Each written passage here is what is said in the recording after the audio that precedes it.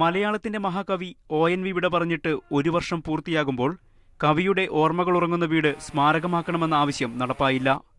കഴിഞ്ഞ UDF സർക്കാരിന്റെ അവസാന കാലത്ത് കവിയുടെ സമഗ്ര സംഭാവനകളെ മുൻനിർത്തി ONVയുടെ വീട് ഉൾപ്പെടുന്ന പ്രദേശം കാവ്യഗ്രാമമാക്കാൻ പദ്ധതിയിട്ടിരുന്നു. എന്നാൽ തുടർന്നു വന്ന LDF സർക്കാർ മറ്റു പദ്ധതികളൊന്നും ആവിഷ്കരിച്ചിട്ടില്ലെന്ന് കവിയുടെ ബന്ധുവായ സുനിൽ മുഖത്തല പറയുന്നു. മലയാളത്തിന് വേണ്ടി ശ്വസിച്ചു എന്ന് പറയാവുന്ന അത്രയും വലിയ മഹാകവിക്ക് തിരിച്ചൊരു സ്മാരകമോ ഒരു ഓർമ്മ നിലനിർത്താനൊന്നും ഇതുവരെ ചെയ്ത് കണ്ടില്ല. അതിന് കുടുംബാംഗം എന്നുള്ള രീതിയിലും സാഹിത്യ പ്രവർത്തനം എന്നുള്ള രീതിയിലും എനിക്കും എൻ്റെ ഈ ബന്ധുക്കൾക്കും ഒക്കെ ശക്തമായ പ്രതിഷേധമുണ്ടായിരുന്നു. കവിയുടെ ഹൃദയപക്ഷമായ ഇടതുപക്ഷം ഭരിക്കുമ്പോൾ തന്നെ സ്മാരകം വേണമെന്ന ആവശ്യത്തിന് പരിഗണന ലഭിക്കാതെ പോകുന്നുവെന്നും ആക്ഷേപമുണ്ട്.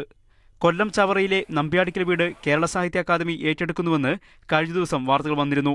എന്നാൽ പിന്നീട് സാഹിത്യ അക്കാദമി തന്നെ ഇക്കാര്യം നിഷേധിച്ച് രംഗത്തെത്തി. ONVയുടെ 1ാം ചരമവാർഷികത്തിൽ ആരാധകരും കുടുംബാംഗങ്ങളും നമ്പ്യാടിക്കൽ വീട്ടിൽ ഒത്തുചേരുന്നുണ്ട്. വീടിനോട് ചേർന്ന് ശില്പി പാവുമ്പ മനോജ് നിർമ്മിക്കുന്ന ONVയുടെ അമ്മ എന്ന കവിതയുടെ കാവ്യശില്പവും അനാവരണം ചെയ്യും. മാതൃഭൂമി ന്യൂസ്, കൊല്ലം.